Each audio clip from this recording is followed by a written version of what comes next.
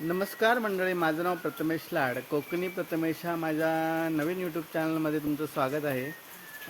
हा माझा पहिलाच ब्लॉग आहे आणि या ब्लॉगमध्ये मी तुम्हाला दाखवणार आहे की आमच्याकडे जो गणपती कारखाना आहे, गेले 30 वर्ष माझ्या वडिलांनी तो गणपती कारखाना चालवला होता. आता सध्या त्यांची तब्येत बरी नसते, तो कारखाना आता मीच करतो. आणि त्यामध्ये आपण दोन्ही प्रकारचे गणपती काढतो. अगदी शाडू मातीचे काढतो, POPचे गणपती काढतो. शाडू मातीचे म्हटलं तर शाडू मातीचे बाप्पा हे पहिल्यापासून आपल्याकडे चालत आले आहेत. आधी सगळे गणपती आपण शाडू मातीचे काढायचो, पण आत्ता POPचे वाढत्या क्रेज किंवा त्याच्या उंची, त्याची जे वजन, त्याच्यामुळे लोकांना जास्त POPच्या मूर्ती आवडतात. पण आत्ता अलीकडच्या काळात त्याच्या बंदी वगैरेच्या न्यूज येत होत्या, त्यामुळे काही लोकांचा कल हा पुन्हा शाडू मातीकडे आलेला आहे. आणि तर आपल्याकडे काही शाडू मातीच्या मूर्त्या अजून आहेत. आपल्याकडे काही लोक अजून शाडू मातीचे गणपती नेतात आणि त्यामध्ये आपण अगदी बघायला गेलं तर 1 फुटापासून आपण 2-2.5 फुटापर्यंत आपण गणपती शाडू मातीचे काढतो. आणि त्याची एक थोडक्यात प्रोसेस म्हटलं मी तुम्हाला दाखवूया माझ्या पहिल्याच ब्लॉगमध्ये, कारण गणपतीची लगबग चालू झाली आहे. गणपतीला आता काहीच दिवस उरले आहेत आणि त्यात आपलं कामही आता जोरात चालू आहे. तर म्हटलं एक गणपती कसा बनवतात शाडू मातीचा, तशी आपल्याला प्रोसेस एक दाखवूया आणि त्यासाठी मी हा ब्लॉग करतो आहे. तर आपण या व्हिडिओमध्ये तेच बघूया की कशाप्रकारे आपण शाडू मातीचे बाप्पा बनवतात.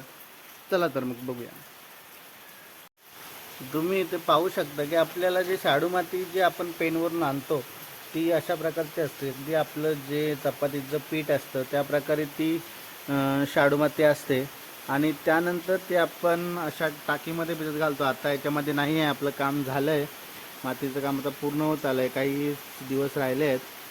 त्यामुळे आत्ता आपण मातीचं काम आता पूर्ण होत आलं, आपल्याला कलरचं काम चालू करायचं आहे.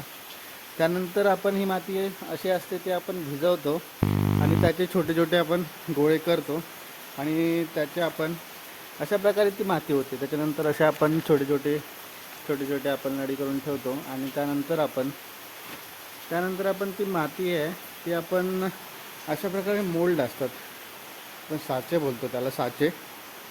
अशा प्रकारचे ते मोल्ड असतात, आपण बघू शकता. अशा प्रकारचे मोल्ड असतात, त्यामध्ये आपण ती माती चांगली भरली जाते व 1 दिवस वगैरे ठेवलं तर तो गणपती नीट येतो.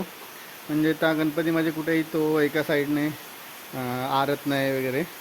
आणि त्यानंतर जो गणपती आपण काढतो त्याच्यातून तो अशा प्रकारे असतो. तुम्ही आता बघू शकता इथे की तो पूर्ण, त्याला अशा एजेस असतात, त्या तुम्हाला पूर्ण क्लीन कराव्या लागतात. हे बघा, आता मी इकडे केला आहे, हा खालचा बघलेला आहे, क्लीन केलेला आहे मागचा. त्या बघा अशा प्रकारे आपल्याला क्लीन करावं लागतं.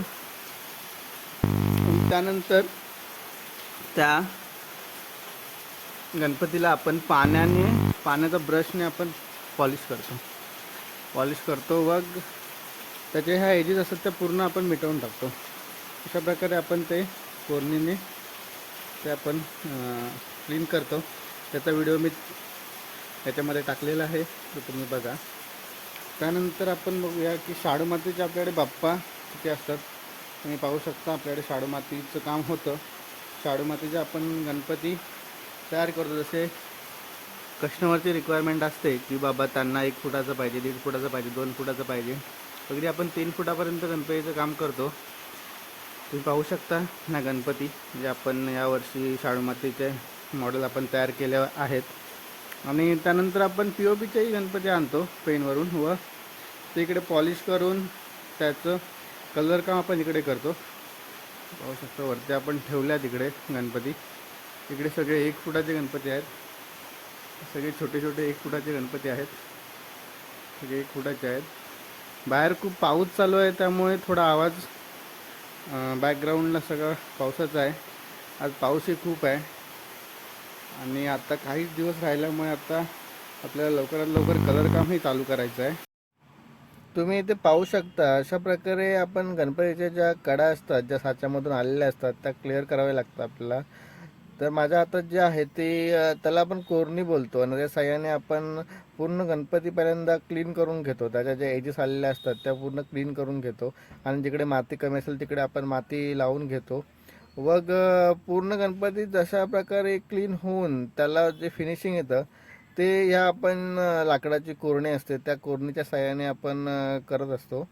आणि मातीच्या गणपतीला मेन तेच असतं की तुम्ही जेवढं फिनिशिंग कराल तेवढं त्याला जो आपण कलर मारतो तो स्मूथपणे त्याच्यावरती बसतो किंवा त्याच्यामध्ये एक पॉलिशिंग येतं. आणि त्यासाठी आपल्याला ह्या पूर्ण जे कडा असतात ते आपल्याला क्लिअर कराव्या लागतात. तर कशा प्रकारे करतात त्या मी आत्ता तुम्हाला दाखवतो आहे व्हिडिओमध्ये. आणि त्यानंतर आपल्याला त्याच्यामध्ये आपण त्याला आपल्याला हात लावावे लागतात, सोंड लावावी लागते. आता तुम्ही पाहू शकता की आपण कशा प्रकारे त्याला आपण सोंड लावतो आहे. या सगळ्या आपल्याला हातानेच करावं लागतं. आपल्याला फक्त ते मोल्डमधून गणपती येतो त्याच्यामध्ये हात नसतात, त्याला पाय लावावे लागतात, हात लावावे लागतात. आता आपण सोंड लावतो आहे आणि सोंड हे सगळ्यात महत्त्वाचे असते गणपती बाप्पाच्या मूर्तीसाठी, हे तुम्हाला माहीतच आहे. ती सोंड जेवढी अट्रॅक्टिव्ह असेल त्यानुसारच ती मूर्ती आपल्याला अट्रॅक्टिव्ह दिसत असते. आणि त्यासाठी आपण हे सगळं लावत असतो. आपण ती सोंड लावताना त्याला सगळ्या साईडनी पूर्ण राऊंडेड किंवा त्याचा जो शेप असतो तो क्लिअर आला पाहिजे. आणि त्यामुळे तो जो गणपतीचा चेहरा असतो त्याला एक वेगळा लुक येतो. तर तुम्ही पाहताय आता कशा प्रकारे आपण सोंड लावतोय गणपतीची.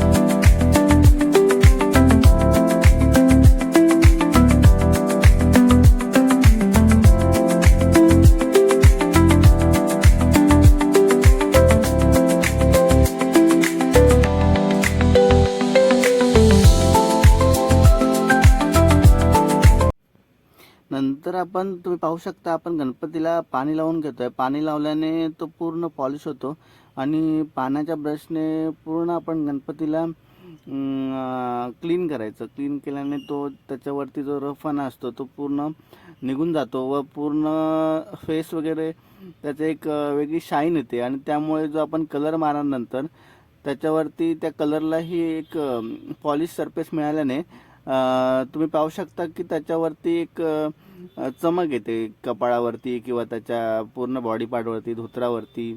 त्यामुळे हे करणं खूप गरजेचं असतं. प्रत्येक मातीच्या गणपतीला काम करून झाल्यानंतर त्याच्यावरती पाण्याच्या ब्रशने पॉलिश करणं खूप गरजेचं असतं.